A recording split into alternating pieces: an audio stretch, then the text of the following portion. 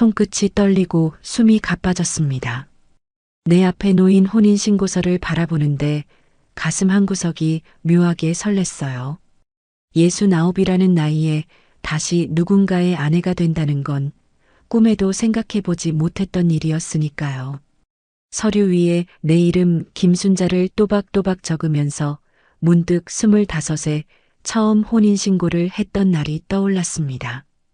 그때는 앞날에 대한 기대와 설렘으로 가득했지만 지금은 그 감정 속에 불안과 두려움이 묘하게 뒤섞여 있었어요.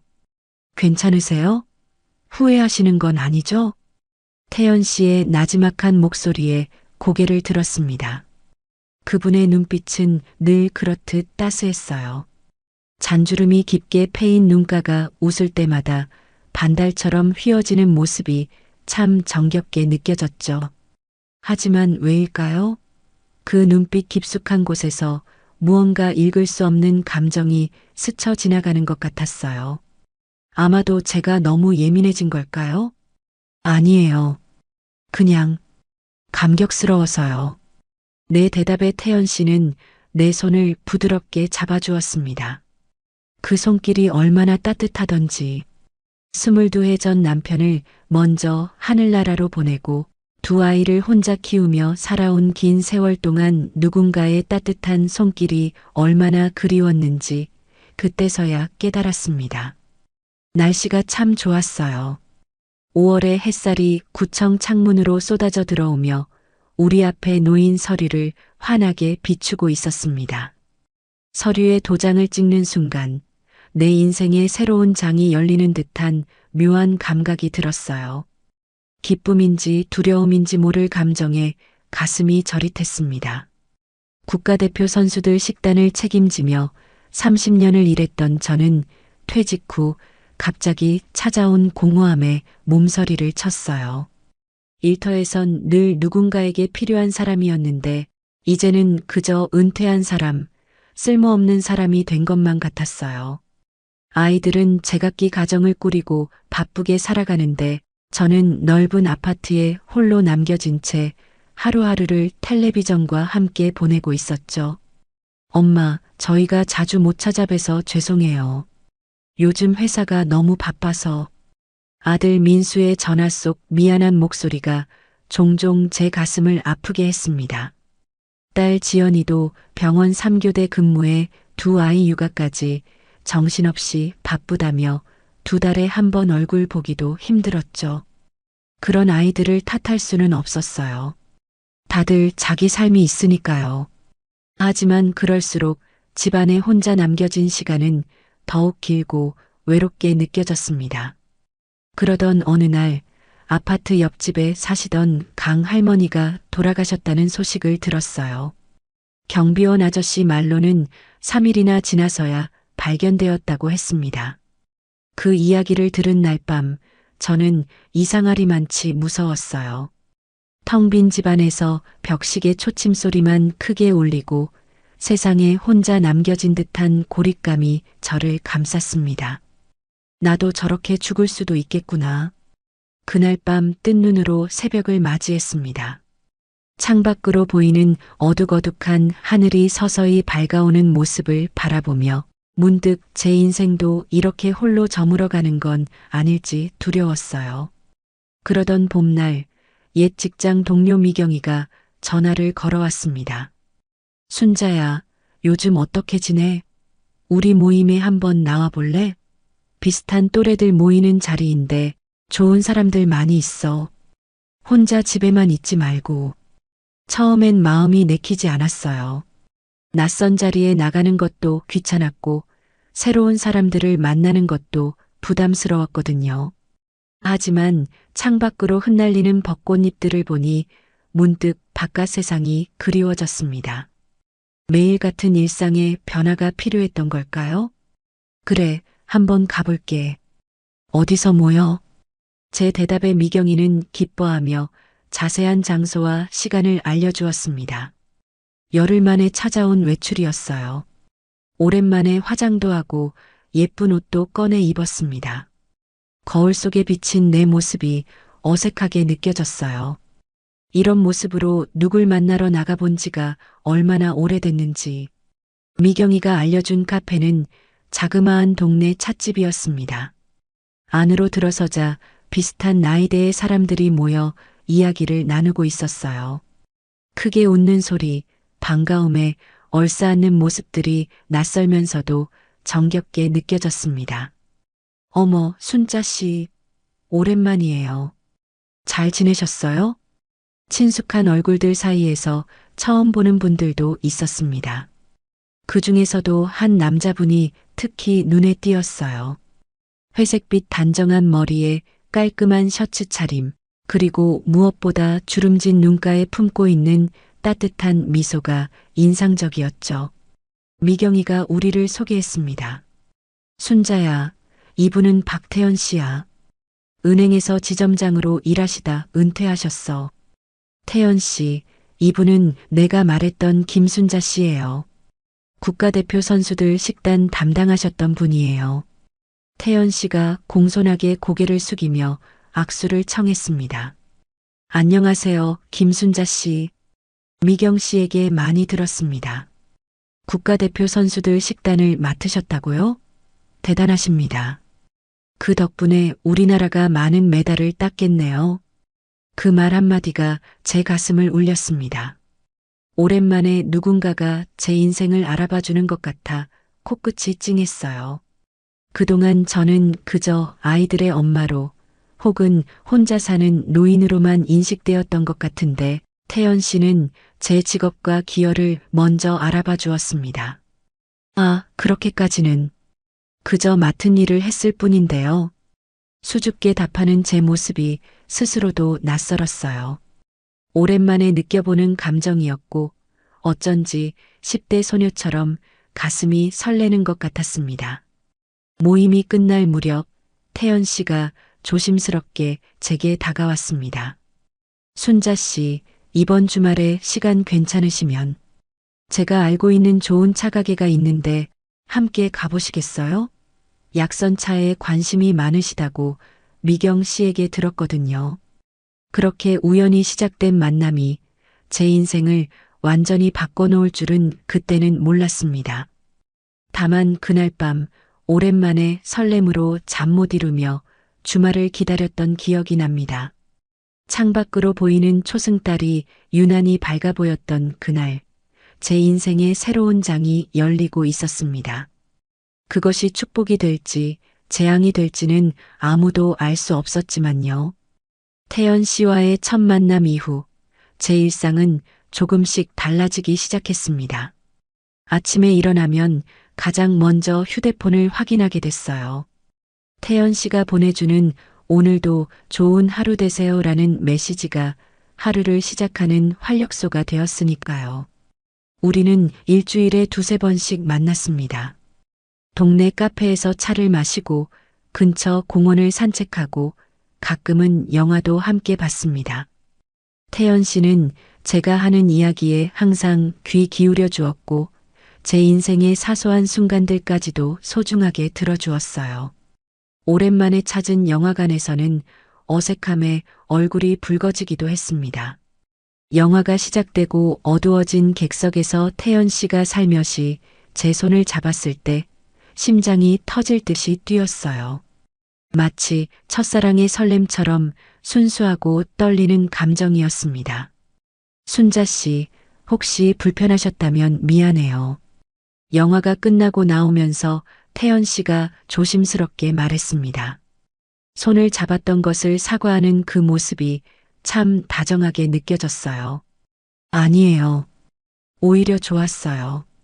그냥 오랜만에 이런 감정을 느껴서 어색했을 뿐이에요. 제 솔직한 고백에 태연 씨는 유난히 환하게 웃었습니다. 우리의 만남이 2달쯤 이어졌을 무렵 저는 태연 씨를 제 집으로 초대했습니다. 특별한 약선 요리를 대접하고 싶었거든요. 정성껏 준비한 황기 삼계탕과 오미자 효소를 맛본 태연 씨의 감탄이 제 마음을 뿌듯하게 했습니다. 순자 씨가 만든 약선차는 정말 특별해요. 내 혈압이 이렇게 안정된 적이 없었어요. 태연 씨가 차를 마시고 건넨 칭찬에 저도 모르게 얼굴이 붉어졌습니다. 오랫동안 잊고 있던 감정이 다시 꽃 피우는 것 같았어요. 마치 소녀처럼 설레는 마음에 밤잠을 설치기도 했죠. 그런데 한편으로는 불안한 마음도 자라났습니다. 지난번 태연 씨가 차를 마시고 난 후 화장실에 갔을 때 무심코 그의 가방에서 약 봉지가 살짝 보였거든요. 고혈압 약이었는데 태연 씨는 한 번도 자신이 고혈압이 있다는 말을 하지 않았어요. 사소한 거짓말일 수도 있지만 왜 그런 것까지 숨겼을까 하는 의문이 들었습니다. 그리고 가끔, 아주 가끔이지만 태연 씨의 눈빛에서 무언가 다른 감정을 느낄 때가 있었어요. 마치 제 집안을 세세히 살피는 듯한, 혹은 제 말에서 무언가를 캐내려는 듯한 날카로운 시선이었죠. 하지만 그런 순간은 금세 지나갔고 다시 그 따뜻한 미소로 돌아왔기에 제 착각이라고 생각했습니다. 딸 지연이에게 태연 씨 이야기를 처음 꺼냈을 때 그 아이의 표정이 굳어지는 걸 놓치지 않았습니다. 엄마, 그분에 대해 얼마나 알아요? 요즘 노인들 노리는 사기꾼도 많다던데. 딸의 걱정에 서운한 마음도 들었지만 한편으론 이해가 됐습니다. 지연이도 제 나이든 어머니가 걱정되었겠죠. 걱정 마. 엄마가 그래도 평생 사람 보며 살았는데 그 정도는 분별할 수 있어. 하지만 내심 저도 불안했습니다. 이런 행복이 정말 제게 찾아와도 되는 걸까? 사실 태연 씨를 처음 봤을 때 어디서 본 듯한 기시감이 있었어요. 하지만 그건 아마도 오랜 세월 혼자 지내다 보니 누군가에게 의지하고 싶은 마음이 만들어낸 착각이라 생각했죠. 어느 날 공원을 산책하다가 태연 씨가 갑자기 제 손을 잡더니 벤치에 앉자고 했습니다. 무언가 심각한 이야기가 있나 싶어 긴장했는데 그의 다음 말에 가슴이 쿵 내려앉았어요. 순자 씨, 사실 제가 예전에 결혼한 적이 있었어요. 말씀드리지 않아서 죄송해요. 순간 숨이 멎는 것 같았습니다. 태연 씨가 이혼했거나 재혼한다는 사실이 문제가 아니었어요. 그동안 그런 중요한 이야기를 하지 않았다는 점이 마음에 걸렸습니다. 왜? 그동안 말씀 안 하셨어요? 당신을 실망시키고 싶지 않았어요. 제 전 부인은 제가 은행 일로 바빠서 소홀했던 탓에 다른 사람을 만나 떠났거든요. 그 상처가 너무 커서 누구에게도 말하기 힘들었어요. 태연 씨의 눈에 맺힌 눈물을 보며 마음이 아팠습니다. 모두에게는 말하기 힘든 상처가 있는 법이니까요. 그의 솔직한 고백에 오히려 더 믿음이 생겼어요. 괜찮아요. 모두에겐 과거가 있는 거니까요. 저도 사실은 남편과의 관계가 완벽하지만은 않았어요. 그 사람도 좋은 사람이었지만 바깥일에 열중하다 보니 가족에게 소홀했거든요. 처음으로 제 속마음을 터놓았습니다. 그동안 남편에 대해 좋은 기억만 간직하려 했던 저였는데 태연 씨 앞에서는 솔직해질 수 있었어요. 태연 씨는 제 손을 꼭 잡으며 고개를 끄덕였습니다. 순자 씨, 우리 이번 주말에 바다 보러 갈까요? 하루쯤 도시를 벗어나 바람 쐬면 좋을 것 같아요. 그 제안에 저는 망설임 없이 고개를 끄덕였습니다. 서둘러 받아들인 제 모습에 스스로도 놀랐죠. 예전의 저라면 분명 고민했을 텐데. 강릉으로 떠난 당일치기 여행은 정말 꿈 같았습니다. 푸른 바다를 보며 걷는 동안 태연 씨는 내내 제 손을 꼭 붙잡고 있었어요. 그 따스한 손길이 제게는 든든한 안전망처럼 느껴졌습니다. 바닷가 작은 식당에서 점심을 먹는데 태연 씨가 갑자기 진지한 표정을 지었습니다. 순자 씨, 솔직히 말할게요. 당신을 처음 봤을 때부터 마음이 끌렸어요. 이런 감정이 내 나이에 다시 찾아올 줄은 몰랐는데 바닷바람에 살짝 흩어진 그의 머리카락을 보며 가슴이 설렜습니다. 마치 청춘의 감정이 되살아난 것 같았어요. 나도 참 행복해요. 태연 씨를 만나고 나서부터 아침에 일어나는 게 기다려져요. 제 고백에 태연 씨의 눈시울이 붉어졌습니다. 그때 우리 주위로 갈매기들이 날아들었어요. 마치 우리의 새로운 시작을 축복해 주는 것 같았죠. 집으로 돌아오는 길, 차 안에서 태연 씨가 조심스럽게 말을 꺼냈습니다. 순자 씨, 우리 재혼하는 게 어떨까요? 이제 우리 나이에 시간을 허비하고 싶지 않아요. 남은 인생, 당신과 함께하고 싶어요. 그 말에 가슴이 쿵 내려앉았습니다. 기쁨보다는 두려움이 먼저 왔어요. 혼자 살아온 지 너무 오래되어서일까요? 아니면 딸의 걱정 어린 말이 마음에 남아서였을까요?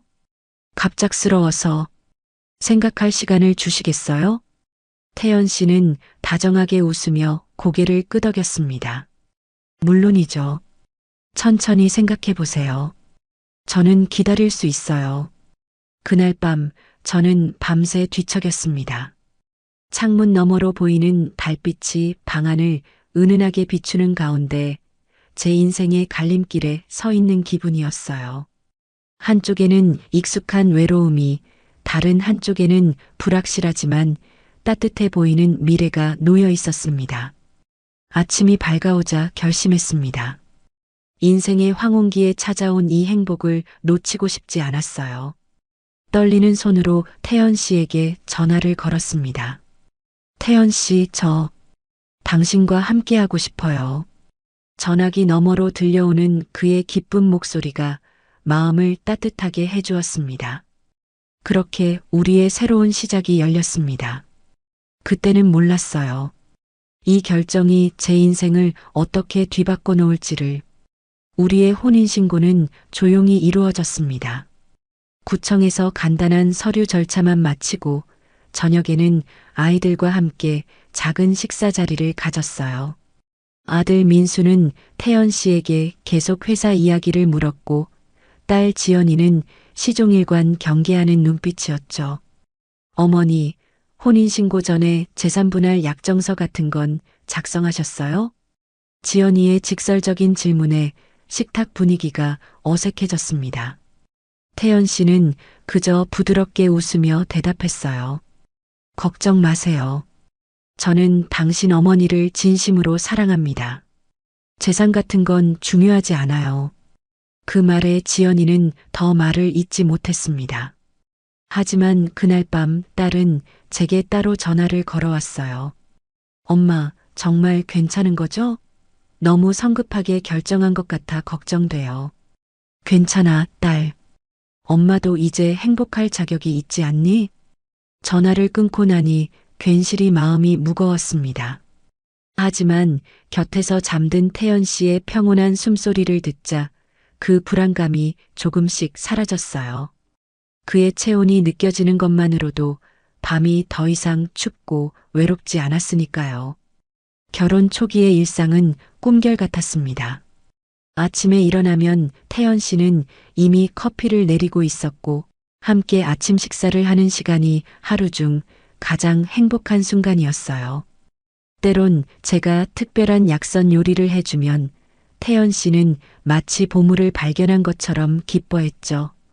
순자 씨, 당신의 요리는 정말 약이에요. 내 혈압이 많이 안정된 것 같아요. 그런 말을 들으면 가슴이 뿌듯했습니다. 오랜만에 누군가를 위해 요리하는 기쁨, 누군가에게 필요한 사람이 된 행복감이 저를 채웠어요. 하지만 그런 행복도 오래가지 않았습니다. 결혼한 지 열흘쯤 지났을까요? 태연 씨의 태도가 미묘하게 변하기 시작했어요.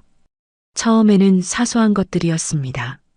제가 끓인 미역국이 싱겁다고 한숨을 쉰다거나 TV 소리가 너무 크다며 짜증을 내는 정도였죠.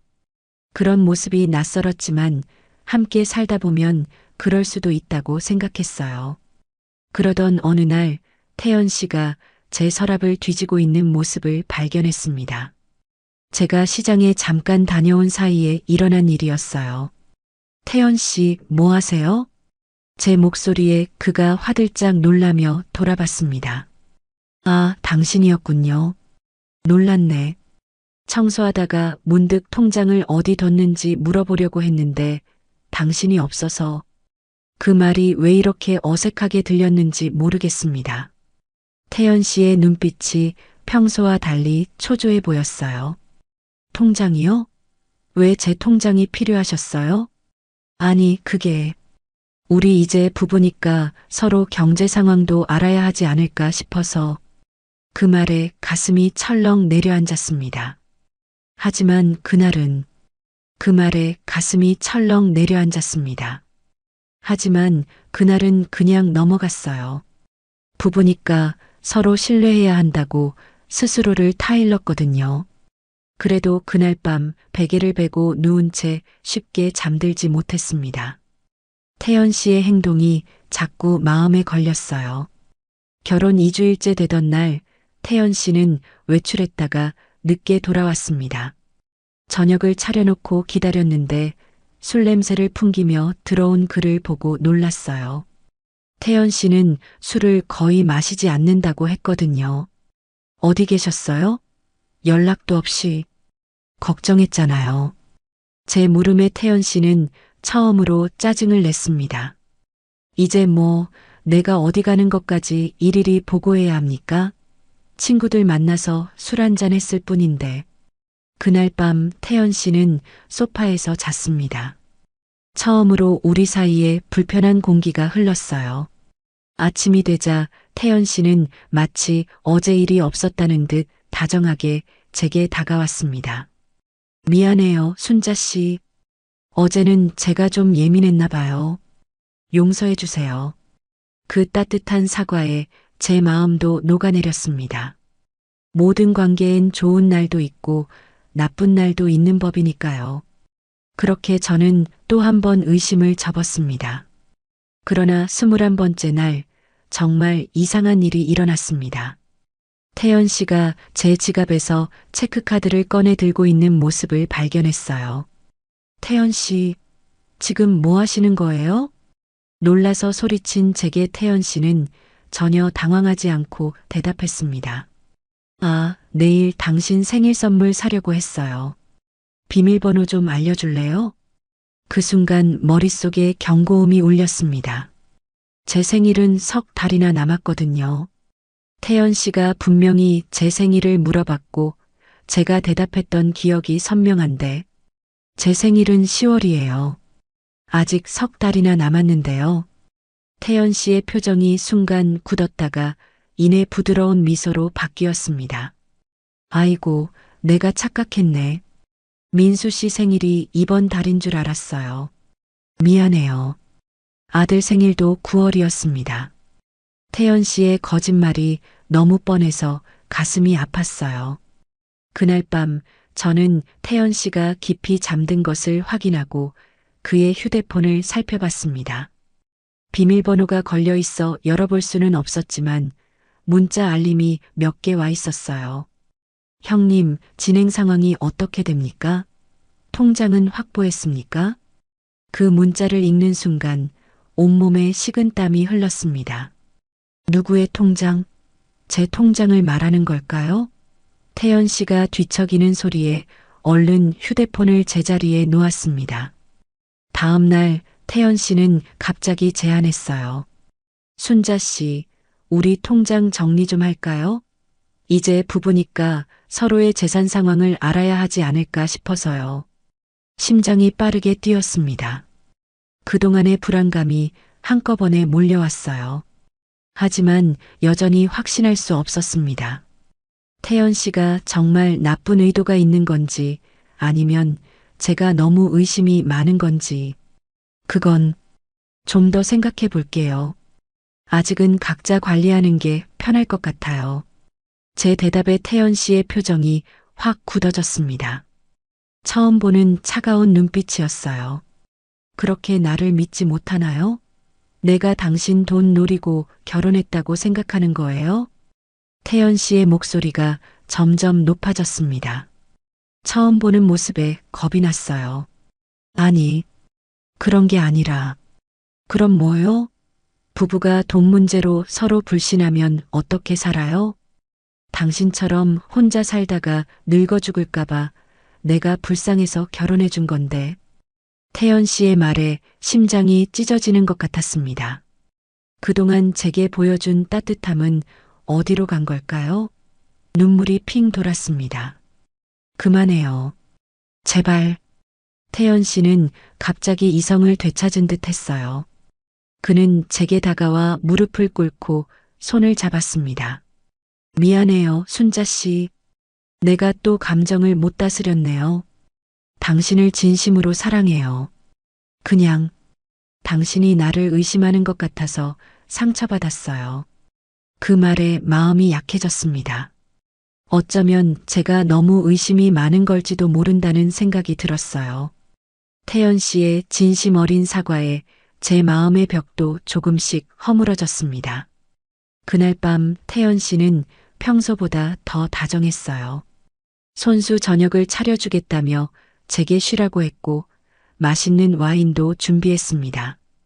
오랜만에 함께 웃으며 식사를 했어요. 이 와인 특별해요. 우리 결혼 한 달을 기념해서 준비했어요. 태연 씨의 말에 마음이 따뜻해졌습니다. 제가 너무 의심이 많았나 봐요. 와인 한 잔을 마시고 나니 몸이 나른해졌습니다. 이상하게 눈꺼풀이 무거워졌어요. 태연 씨, 저 좀 어지러운데. 마지막으로 기억나는 건 태연 씨의 미소였습니다. 그런데 왜인지 그 미소가 평소와는 달리 차갑게 느껴졌어요. 눈을 떴을 때는 이미 아침이었습니다. 머리가 깨질 듯이 아팠어요. 무슨 일이 있었던 걸까요? 기억이 흐릿했습니다. 침대에서 일어나려는데 몸이 이상하게 무거웠어요. 태연 씨?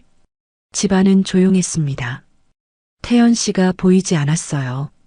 겨우 일어나 거실로 나가보니 책상 위에 쪽지가 놓여 있었습니다. 아침 일찍 나갔어요. 중요한 약속이 있어서 저녁에 봐요. 뭔가 이상한 느낌에 주변을 살폈습니다. 그때 눈에 띈 것은 열려있는 서랍이었어요. 제 통장과 도장을 보관하던 서랍이었습니다. 서둘러 확인해 보니 통장이 없었어요. 가슴이 덜컥 내려앉았습니다. 황급히 가방을 들고 은행으로 달려갔습니다. 창구 직원에게 통장 재발급을 요청하며 최근 거래 내역을 물었어요. 어제 오후에 5천만 원이 인출되었네요. 본인 맞으시죠? 그 말을 듣는 순간 다리에 힘이 빠졌습니다. 5천만 원. 제가 평생 모아둔 노후 자금이었어요. 어제 제 도장으로 제 통장에서 돈이 인출되었다고요? 그런데 저는 분명히 갑자기 어제 마신 와인이 떠올랐습니다. 그리고 갑자기 찾아온 심한 졸음, 기억이 끊긴 밤. 세상이 빙글빙글 돌았습니다. 괜찮으세요, 고객님? 직원의 목소리가 멀리서 들려왔습니다. 저는 간신히 정신을 차렸어요. 제가 인출한 게 아닌데요. 어제 저는 말을 잇지 못했습니다. 어제 있었던 일을 어떻게 설명해야 할지 막막했어요. 은행 직원의 표정이 심각해졌습니다. 혹시 다른 분이 대신 인출하셨나요? 본인 확인 없이는 불가능한데. 그때 휴대폰이 울렸습니다. 딸 지연이었어요. 엄마, 큰일 났어요. 태연 씨가 우리 회사에 왔었어요. 엄마 명의로 대출을 신청하려고요. 그 말을 듣는 순간 모든 것이 명확해졌습니다. 태연 씨, 아니, 그 사람은 처음부터 저를 속이고 있었던 거예요. 제 재산을 노리고 접근한 결혼 사기범이었던 겁니다. 순자 씨, 무슨 일 있어요? 뒤돌아보니 태연 씨가 은행 입구에 서 있었습니다. 그의 눈빛이 변했어요. 더 이상 그 따뜻한 미소는 없었고 차갑고 계산적인 눈빛만 남아 있었습니다. 이제 저는 선택해야 했습니다. 이대로 무너질 것인가 아니면 제 인생을 되찾을 것인가. 태연 씨, 아니, 당신이 누구든 간에 더 이상 저를 속이지 마세요. 제 목소리가 떨렸습니다. 은행 안이 갑자기 조용해졌어요. 다른 손님들과 직원들이 우리를 주시하고 있었습니다. 태연 씨는 표정 하나 바꾸지 않고 제게 다가왔어요. 여전히 그 다정한 미소를 짓고 있었지만 이제 저는 그 가면 뒤에 숨겨진 냉혹함을 볼 수 있었습니다. 무슨 소리예요, 여보? 당신이 어제 몸이 안 좋아서 내가 돈 좀 찾으러 왔다 갔잖아요. 기억 안 나요? 태연 씨가 은행 직원을 향해 씁쓸하게 웃었습니다. 아내가 요즘 기억력이 많이 떨어져서 걱정이에요. 그 말에 직원의 표정이 동정어린 눈빛으로 바뀌었습니다. 노인의 치매 증상쯤으로 생각하는 걸까요? 가슴이 무너져 내렸습니다. 거짓말 마세요. 당신은 어제 제게 약을 탄 거예요. 그리고 제 도장과 통장을 훔쳤어요. 제 외침에 은행 안이 술렁였습니다. 태연 씨의 표정이 굳어졌어요. 진정해요, 여보. 집에 가서 얘기해요. 당신 상태가 지금. 태연 씨가 제 팔을 잡으려 했지만 저는 뿌리쳤습니다. 저 사람이 제 재산을 노리고 결혼한 사기꾼이에요. 어제 제 통장에서 5천만 원을 무단으로 인출했어요. 그때 은행 매니저가 다가왔습니다. 잠시 사무실로 오시겠어요? 이 문제를 조용히 해결해 봅시다. 매니저의 사무실에서 저는 모든 상황을 설명했습니다. 태연 씨를 만난 경위, 급작스러운 결혼, 그리고 어제 있었던 일까지. 태연 씨는 계속 부인했지만 은행 CCTV를 확인해 보자 진실이 드러났습니다. 어제 오후 제가 아닌 태연 씨가 제 통장과 도장으로 돈을 인출한 장면이 선명했어요. 이건 명백한 사기죠. 경찰에 신고하시는 게 좋겠습니다. 매니저의 말에 태연 씨의 얼굴이 창백해졌습니다. 그는 갑자기 뛰쳐나가려 했지만 미리 연락을 받은 경비원들이 그를 막아섰어요. 그날 오후 경찰서에서 저는 모든 진술을 마쳤습니다. 딸 지연이가 달려와 제 손을 꼭 잡아주었어요. 엄마, 괜찮으세요? 정말 죄송해요. 더 일찍 알아차렸어야 했는데. 지연이의 눈에는 눈물이 고여 있었습니다. 저도 울컥했어요. 괜찮아, 딸. 엄마가 너무 쉽게 속았어. 경찰 조사 결과 태연 씨, 아니, 그의 진짜 이름은 임정훈이었습니다. 그는 전국적으로 노인들을 대상으로 한 결혼 사기를 벌인 전과자였어요. 특히 홀로 사는 여성 노인들을 표적으로 삼았다고 합니다. 더 충격적인 사실은 제가 처음 태연 씨를 소개받은 자리에서 만났던 제 옛 동료 미경이도 그의 공범이었다는 거예요. 그들은 철저하게 저를 조사하고 접근했던 겁니다. 국가대표 선수들의 식단을 담당했던 저의 과거 직업, 약선 요리에 대한 관심, 심지어 외로움까지 모든 것이 그들의 계략이었어요. 그날 밤 집에 돌아와 저는 텅 빈 침대에 혼자 누웠습니다.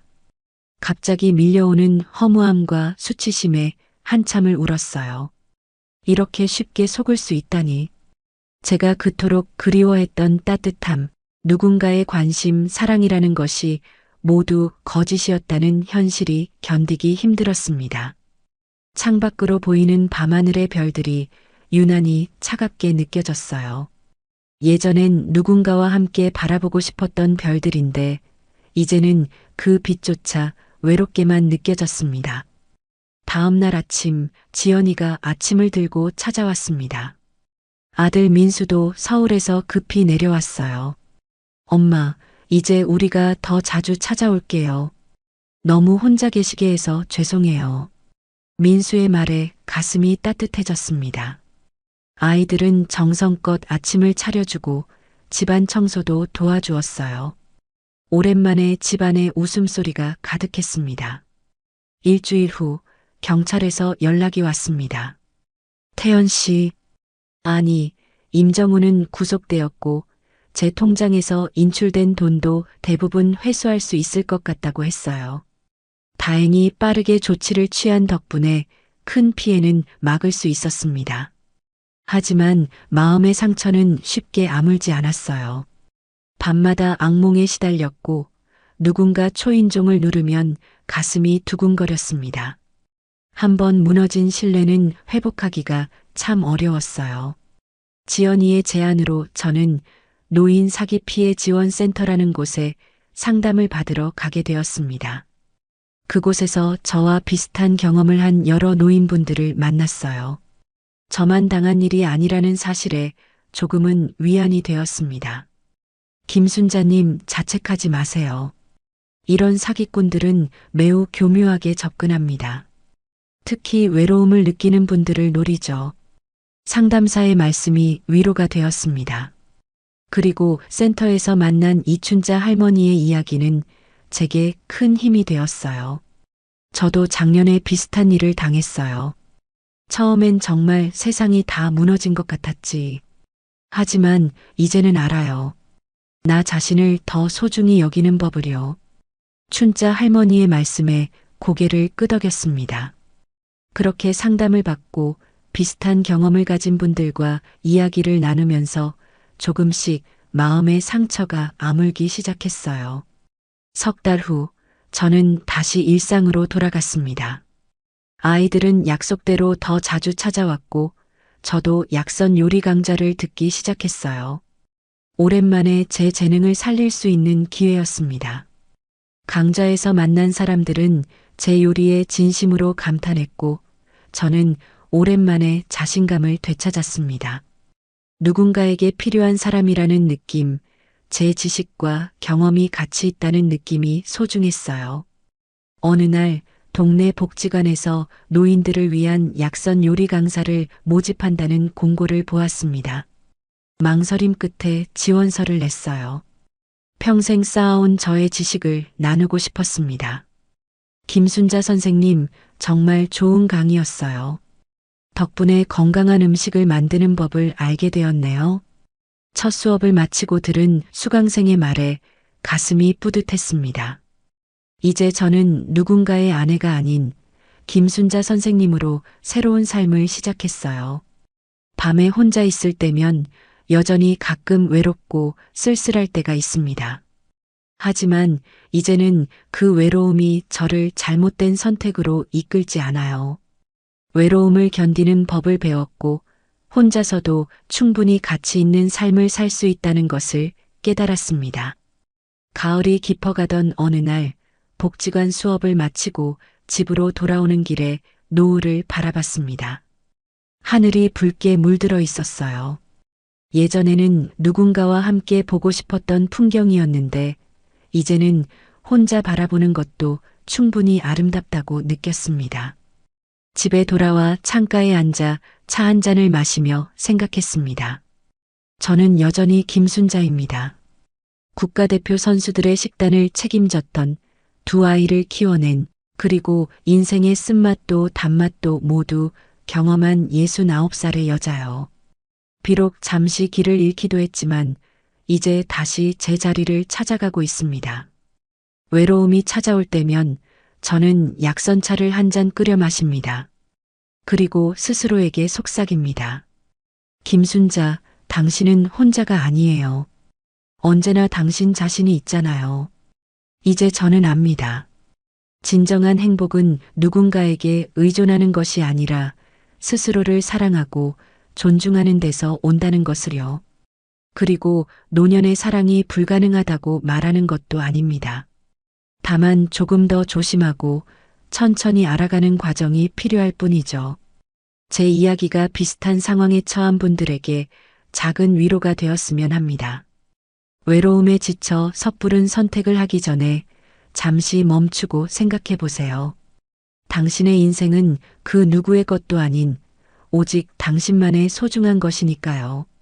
봄이 다시 찾아왔습니다. 발코니에 심어둔 제라늄이 새순을 틔우고 거리에 벚꽃이 흩날리는 계절이 되었어요. 어느덧 제가 그 일을 겪은 지 1년이 되어가고 있었습니다. 지난 1년 저는 많은 것이 달라졌어요. 외적으로는 복지관 약선 요리 강사로 일주일에 3번씩 수업을 하고 있었고, 내적으로는 혼자 있는 시간을 두려워하지 않게 되었습니다. 오히려 그 시간을 소중히 여기게 되었죠. 선생님, 다음 주에는 혈압에 좋은 음식에 대해 가르쳐 주세요. 수업을 마치고 나오며 수강생들이 건넨 말에 미소 지었습니다. 이제는 김순자 선생님이라는 호칭이 익숙해졌어요. 누군가의 딸도 아내도 어머니도 아닌 그저 김순자로서 인정받는 기분이 참 좋았습니다. 집으로 돌아오는 길 꽃집 앞에서 잠시 멈춰 섰습니다. 알록달록한 꽃들이 봄바람에 살랑거리는 모습이 너무 예뻤어요. 문득 집안에 꽃이 있으면 좋겠다는 생각이 들었습니다. 어떤 꽃을 찾으세요, 할머니? 꽃집 아주머니의 물음에 잠시 생각했습니다. 제 자신을 위한 꽃을 사고 싶은데요. 어떤 게 좋을까요? 꽃집 아주머니는 밝게 웃으며 노란 프리지아 다발을 내밀었습니다. 이 꽃은 새로운 시작과 자신감을 의미한대요. 할머니께 딱 어울릴 것 같아요. 그 말에 가슴이 따뜻해졌습니다. 새로운 시작. 그래, 제게는 지금이 새로운 시작이었어요. 집에 돌아와 꽃병에 프리지아를 꽂고 감상하는데 초인종이 울렸습니다. 문을 열어보니 딸 지연이가 서 있었어요. 엄마, 오늘 갑자기 병원에 일이 생겨서 애들 좀. 집에 돌아와 꽃병에 프리지아를 꽂고 감상하는데 초인종이 울렸습니다. 문을 열어보니 딸 지연이가 서 있었어요. 엄마, 오늘 갑자기 병원에 일이 생겨서 애들 좀 봐주실 수 있으세요? 민재는 학원에 데려다주고 수아만 봐주시면 돼요. 지연이의 급한 목소리에 웃음이 났습니다. 예전에 저였다면 너무나 반가워했을 상황이었어요. 손자 손녀와 함께할 시간이 생겼으니까요. 하지만 이상하게도 약간의 망설임이 있었습니다. 오늘 저녁에 약선 요리 동아리 모임이 있는데 제 말에 지연이의 얼굴이 조금 당황한 듯 했어요. 예전에 저라면 뭐든 미루고 아이들을 봐주었을 테니까요. 아, 그래요? 미안해요, 엄마. 다른 방법을 찾아볼게요. 순간 제 마음이 부드러워졌습니다. 딸의 어려움을 외면할 수는 없었어요. 아니야, 괜찮아. 모임은 다음에 가면 되지. 수아는 어디 있니? 지연이의 얼굴에 안도의 표정이 스쳤고 뒤에 숨어 있던 5살 손녀 수아가 빼꼼 고개를 내밀었어요. 할머니, 수아가 제 품으로 달려왔습니다. 그 작은 몸을 안으니 마음이 따뜻해졌어요. 지연이가 급히 떠난 후 저는 수아와 함께 부엌으로 향했습니다. 오늘은 특별히 손녀와 함께 건강한 간식을 만들어 보기로 했어요. 수아야, 오늘 할머니랑 오미자 젤리 만들어 볼까? 수아의 눈이 반짝였습니다. 앞치마를 두른 손녀의 모습이 너무 귀여웠어요. 오미자를 우려내고 아가씨를 넣어 젤리를 만드는 과정을 수아에게 설명해 주었습니다. 할머니, 이거 약이에요? 수아의 순진한 질문에 웃음이 나왔습니다. 약은 아니지만 우리 몸에 좋은 음식이란다. 할머니가 국가대표 선수들한테도 이런 건강한 음식을 만들어줬었어. 우와, 할머니가 국가대표 요리사였어요? 수아의 놀란 표정이 너무 귀여워서 한참을 웃었습니다. 지연이도 민수도 제 직업에 별 관심이 없었는데 이렇게 손녀가 관심을 보이니 가슴이 뭉클했어요. 젤리를 냉장고에 넣어두고 수아와 거실에서 그림책을 읽고 있을 때 전화가 울렸습니다. 보니 동아리 회장님이셨어요. 순자 씨, 오늘 모임 안 오세요? 다들 기다리고 있어요. 죄송해요. 오늘은 손녀를 봐야 해서요. 아, 그래요? 손녀분이랑 같이 오시면 어떨까요? 오늘 우리가 만드는 건 아이들도 좋아할 만한 약선 간식이에요. 잠시 생각했습니다. 예전에는 집안일과 제 개인 생활을 완전히 분리해서 생각했는데 이제는 두 가지를 함께 할 수도 있겠다는 생각이 들었어요. 수아야, 할머니 친구들 만나러 같이 갈래? 맛있는 것도 만들 수 있어. 수아가 환하게 웃으며 고개를 끄덕였습니다. 그렇게 저희는 함께 동아리 모임에 가게 되었어요. 모임 장소에 도착하니 회원들이 반갑게 맞아주었습니다. 특히 수아를 보고 다들 귀여워했어요. 어머, 손녀가 이렇게 예쁘네요. 할머니 닮았나 봐요. 그 말에 괜히 가슴이 뿌듯했습니다. 수아는 처음에는 낯을 가리더니 금세 적응해서 모두와 친해졌어요. 저는 손녀와 함께 약선 대추 쿠키를 만들면서 행복을 느꼈습니다. 모임이 끝나고 집으로 돌아오는 길, 수아가 제 손을 꼭 잡고 물었습니다. 할머니 친구들 정말 많네요. 할머니는 외롭지 않아요? 그 질문에 잠시 생각했습니다. 어린 손녀가 어떻게 그런 날카로운 질문을 하는지 신기했어요. 글쎄, 가끔은 외롭기도 하지. 하지만 할머니는 이제 혼자 있는 시간도 즐길 줄 알게 되었어. 그리고 너처럼 소중한 사람들이 있으니까 괜찮아. 수아가 제 손을 더 꼭 잡았습니다. 저도 커서 할머니처럼 멋진 할머니가 될 거예요. 혼자서도 씩씩하게 살 수 있는. 그 말에 눈시울이 뜨거워졌습니다. 아이의 눈에 비친 제 모습이 그렇게 멋져 보였다니 가슴이 벅차올랐어요. 집에 돌아와서 냉장고에서 오미자 젤리를 꺼내 수아와 나눠 먹었습니다. 달콤새콤한 맛에 수아가 환호성을 질렀어요. 할머니, 정말 맛있어요. 엄마한테도 갖다 줄래요. 지연이가 수아를 데리러 왔을 때 손녀는 자랑스럽게 엄마에게 젤리를 건넸습니다. 엄마, 내가 할머니랑 만든 거야. 건강에 좋대. 지연이가 놀란 표정으로 저를 바라봤습니다.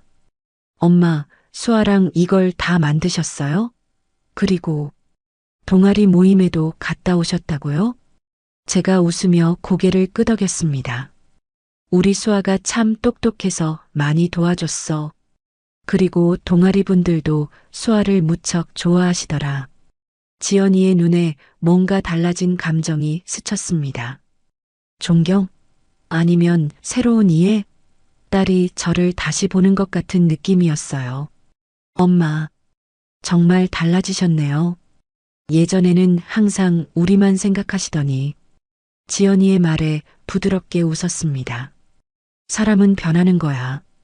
나도 이제 나만의 시간과 공간이 필요하다는 걸 알게 됐어. 그렇다고 너희를 덜 사랑하는 건 아니야. 지연이가 제 손을 꼭 잡았습니다. 오히려 더 존경스러워요, 엄마. 이제야 엄마가 김순자라는 한 사람으로 살아가는 것 같아서요. 그 말이 제 가슴을 따뜻하게 데웠습니다. 이제 저는 누군가의 아내도 어머니도 아닌 김순자로 인정받고 있었어요.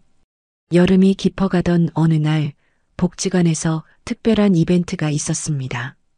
노년의 새 출발이라는 주제로 작은 강연회가 열리는 날이었어요. 저는 이제 복지관의 중요한 강사가 되어 있었고 그날 짧게 제 경험담을 나누어 달라는 부탁을 받았습니다. 강연장에 들어서니 생각보다 많은 분들이 와 계셨어요. 대부분 제 또래의 노인분들이었는데 남성분들도 꽤 있었습니다. 심장이 빠르게 뛰었어요. 이렇게 많은 사람들 앞에서 이야기하는 건 처음이었으니까요. 다음은 우리 복지관의 인기 강사 김순자 선생님의 이야기를 들어보겠습니다. 현재 약선 요리 강사로 활동 중이십니다. 사회자의 소개에 무대로 올라갔습니다. 떨리는 마음을 진정시키며 청중을 바라보았어요. 안녕하세요, 김순자입니다. 69의 나이에 저는 새로운 인생을 시작했습니다. 조용히 제 이야기를 풀어나갔습니다. 남편을 일찍 잃고 두 아이를 키우며 살아온 인생, 은퇴 후 찾아온 외로움, 그리고 그 외로움에 이끌려 재혼했던 실수까지 모든 것을 솔직하게 말했어요. 저는 외로움이 얼마나 무서운 것인지 뼈저리게 느꼈습니다.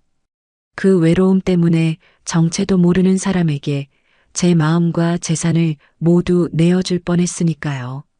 청중석에서 고개를 끄덕이는 분들이 많았습니다. 모두 비슷한 감정을 느껴보셨을 거예요. 하지만 그 어두운 시간을 지나면서 깨달았습니다.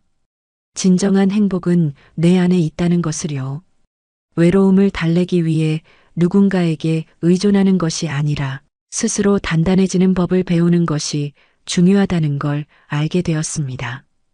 이야기를 마치자 따뜻한 박수가 터져 나왔습니다.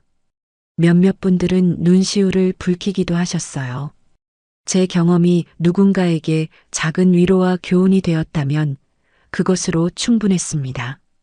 강연이 끝나고 자리에서 내려오는데 한 남성분이 다가왔습니다. 70살쯤 되어 보이는 단정한 모습의 분이었어요. 정말 용기 있는 발표였습니다. 저도 비슷한 경험이 있어서 더 공감이 되더군요. 그분은 이창호 씨라고 했습니다. 은퇴한 고등학교 교사셨고 부인을 일찍 여의고 혼자 지내시다가 얼마 전 비슷한 사기를 당할 뻔했다고 했어요. 다행히 딸이 의심스러운 점을 발견해서 큰 피해는 없었지만 정말 아찔했습니다. 김 선생님처럼 용기 있게 이야기해 주셔서 감사합니다. 그날 이후 창호 씨와 자연스럽게 대화를 나눌 기회가 많아졌습니다. 그분도 복지관 프로그램에 참여하고 계셨거든요.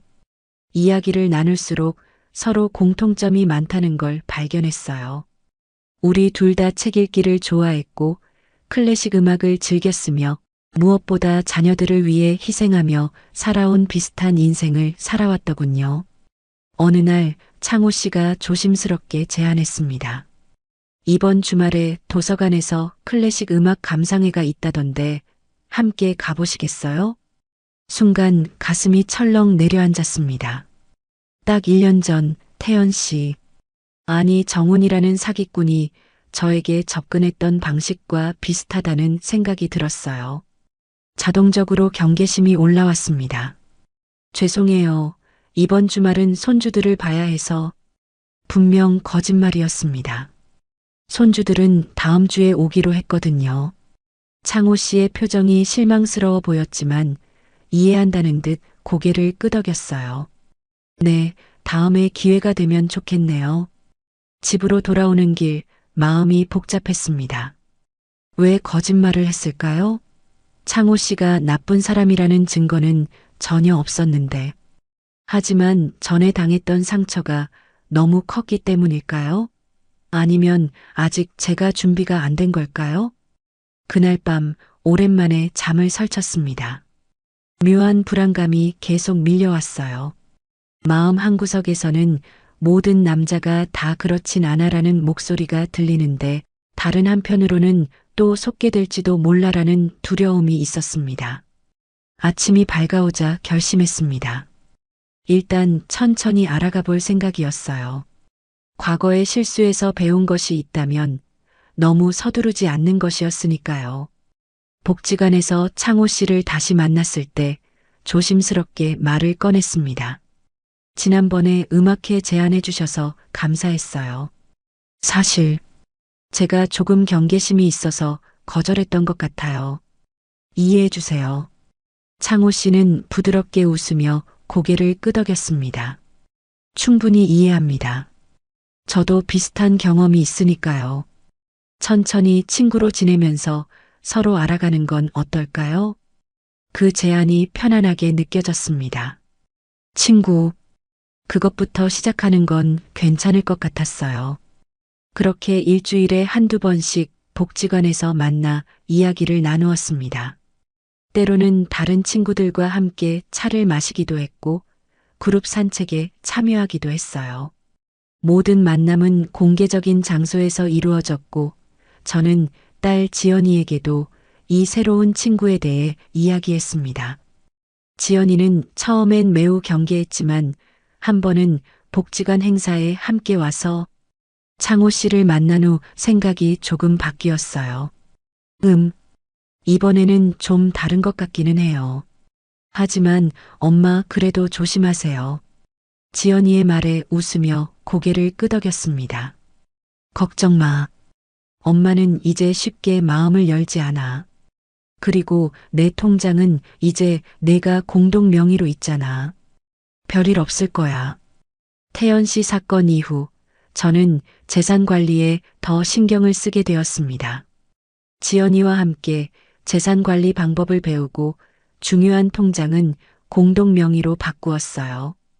이제는 누군가 접근한다 해도 쉽게 제 재산을 빼앗길 일은 없을 거라는 안도감이 있었습니다. 석 달이 지나고 창호 씨와의 관계는 조금씩 편안한 우정으로 발전했습니다. 서로의 과거와 현재, 가족 이야기를 나누며 진솔한 대화를 이어갔어요. 창호 씨는 한 번도 제 재산이나 개인적인 정보에 관심을 보이지 않았고, 오히려 제가 새로운 도전을 하는 것을 응원해 주었습니다. 순자 씨, 약선 요리책을 내보는 건 어떨까요? 선생님의 지식이 책으로 나온다면 많은 사람들에게 도움이 될 것 같은데요. 그 제안이 마음에 와닿았습니다. 사실 혼자서는 엄두도 못 냈을 일이었는데 누군가 그렇게 격려해 주니 용기가 생겼어요. 창호 씨의 도움으로 출판사에 문의해 보았고 놀랍게도 관심을 보여주었습니다. 국가대표팀 영양사 출신이라는 점과 노년층을 위한 건강식 레시피라는 콘셉트가 매력적이라고 했어요. 그렇게 저는 70살을 앞두고 처음으로 책을 쓰기 시작했습니다. 매일 아침 레시피를 정리하고 사진을 찍고 그동안의 경험을 글로 옮기는 작업은 쉽지 않았지만 너무나 보람찼어요. 늦가을의 마지막 단풍이 지는 날, 제 첫 책 출간 기념회가 열렸습니다. 김순자의 건강한 약선 요리라는 제목의 요리책이었어요.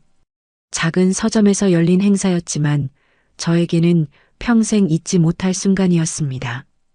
아들 민수, 딸 지연이와 그 가족들, 복지관의 친구들, 수강생들, 그리고 창호 씨까지 모두가 와서 축하해 주었어요. 엄마, 정말 자랑스러워요. 70살에 첫 책을 내시다니. 민수의 말에 가슴이 뭉클했습니다. 아들이 이렇게 저를 자랑스러워하는 말을 들은 적이 있었나 싶었어요. 책에 사인을 해달라는 분들이 줄을 서고 사진을 함께 찍자는 요청도 많았습니다.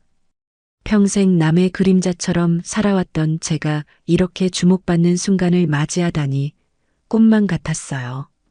행사가 끝나고 지연이가 작은 파티를 준비해 주었습니다. 가족들과 친한 지인들만 모인 자리였어요. 샴페인 잔을 들고 모두가 저를 향해 축하의 말을 건넸습니다. 창호 씨도 그 자리에 있었어요. 그는 조용히 구석에서 저를 바라보고 있었습니다. 제가 다가가자 따뜻한 미소를 지었어요. 정말 대단하십니다, 김순자 씨. 처음 만났을 때는 상처받은 표정이었는데 이제는 이렇게 빛나고 계시네요. 그 말에 가슴이 따뜻해졌습니다. 정말 저는 많이 달라졌나 봐요. 이제는 더 이상 외로움에 취약한 노인이 아닌 자신의 가치를 알고 당당하게 살아가는 한 사람이 되었으니까요. 모두 주변 분들 덕분이에요. 특히 창호 씨. 항상 응원해 주셔서 감사해요. 창호 씨가 부드럽게 웃었습니다. 이건 순전히 순자 씨의 노력과 재능 덕분입니다. 저는 그저 옆에서 지켜본 것뿐이에요. 그때 지연이가 다가와 살짝 귓속말을 했습니다. 엄마, 창호 선생님 괜찮은 것 같아요. 저한테 엄마 자랑만 한참 하시더라고요. 그 말에 웃음이 나왔습니다. 딸의 인정을 받기가 이렇게 어려웠나 싶었어요. 파티가 끝나갈 무렵 창호 씨가 조심스럽게 제안했습니다. 이제 책도 출간하셨으니 조금 휴식이 필요하지 않을까요? 이번 주말에 속초로 당일치기 여행 어떨까 싶은데. 물론 복지관 친구들과 함께요. 예전 같았으면 바로 경계했을 상황이었지만 이번에는 달랐습니다. 이미 창호 씨와 반년 넘게 알고 지냈고 그의 인품도 어느 정도 파악했으니까요. 무엇보다 그룹으로 가는 여행이라 더 안심이 되었어요. 좋아요. 바다 보러 가요. 여행 당일 복지관 회원 10명과 함께 속초로 향했습니다. 오랜만에 여행이라 설레었어요. 푸른 바다를 보니 마음이 탁 트이는 느낌이었습니다. 모래사장을 걷고 맛있는 해산물도 먹고 함께 사진도 찍었어요.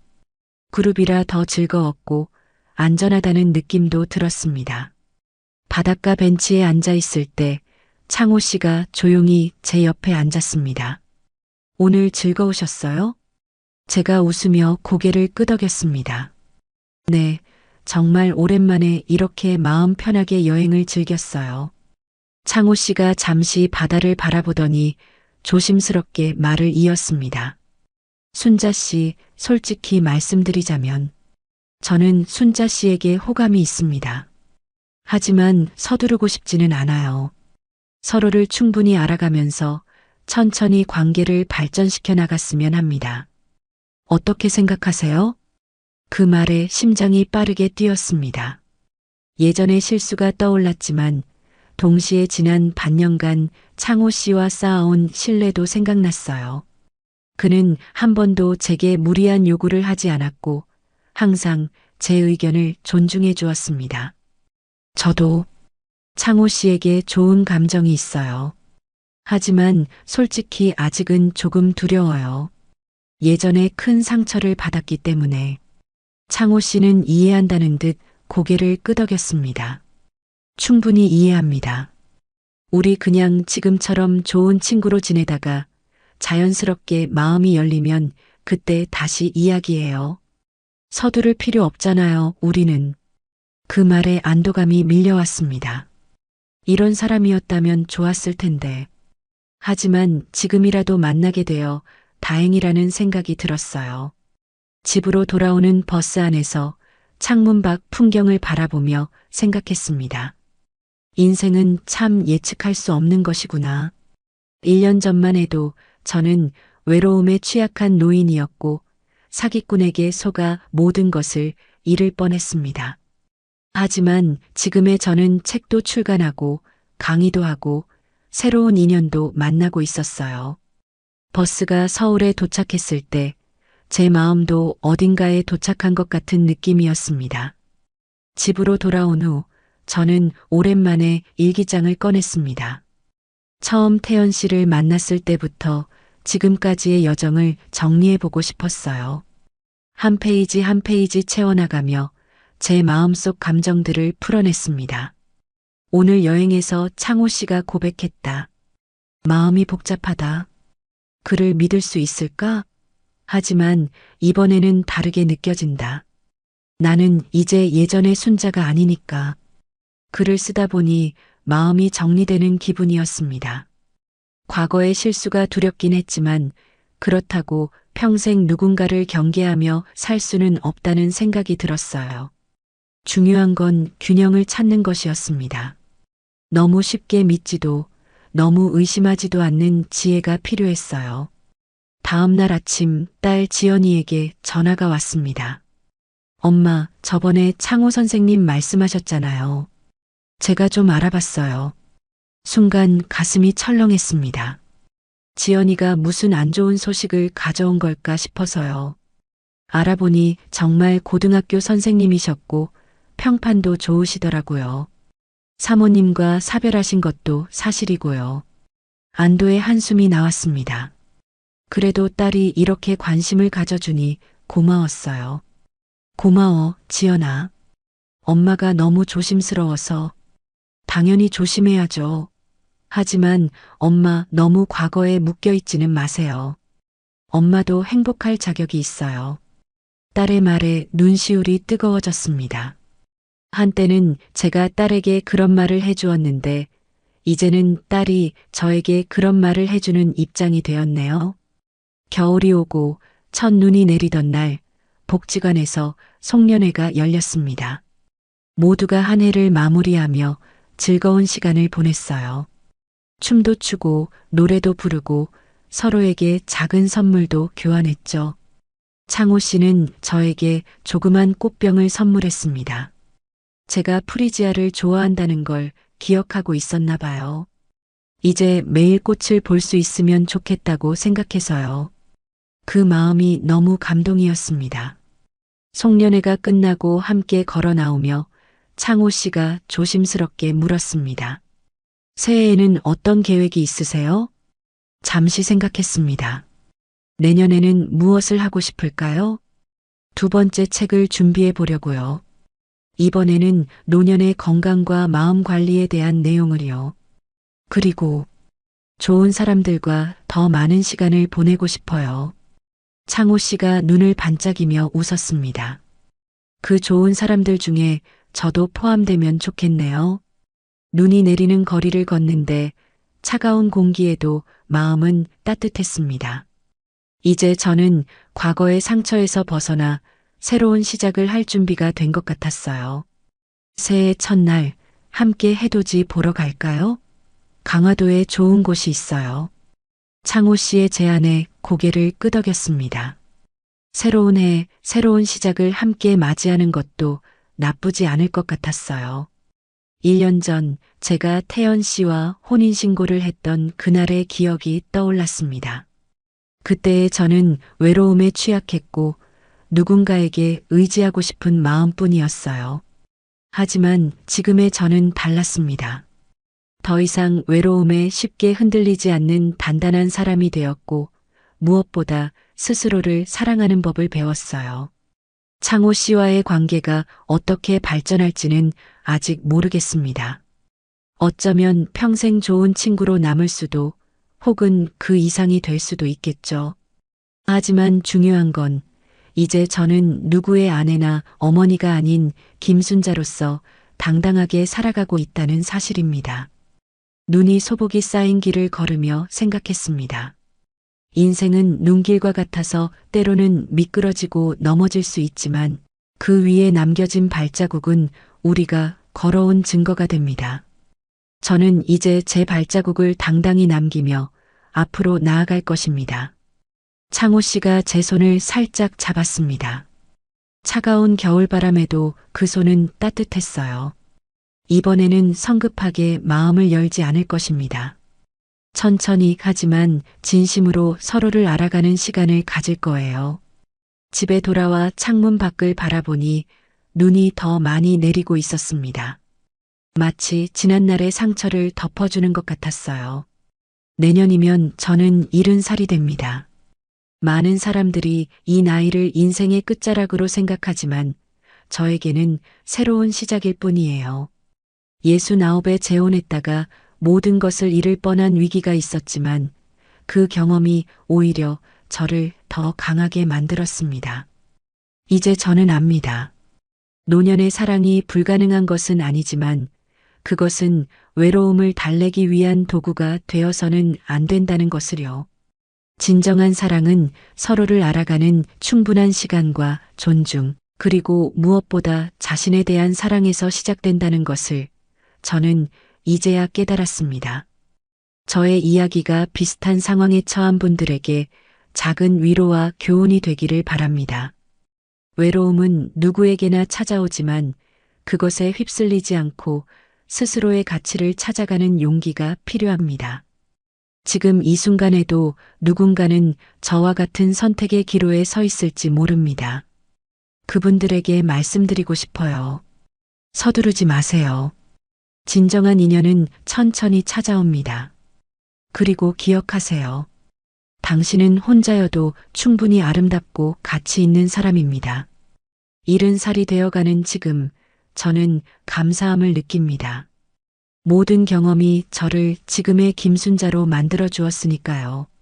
아직 인생은 계속되고 있고 새로운 이야기가 기다리고 있습니다. 그 이야기를 만들어가는 주인공은 다름 아닌 저 자신이라는 것을 이제는 확실히 알게 되었습니다. 창밖에 눈은 계속 내리고 있지만 제 마음은 이미 봄을 기다리고 있습니다. 새로운 시작, 새로운 도전, 그리고 어쩌면 새로운 사랑도 모든 가능성이 열려 있는 내일을 향해 저는 오늘도 한 걸음씩 나아갑니다.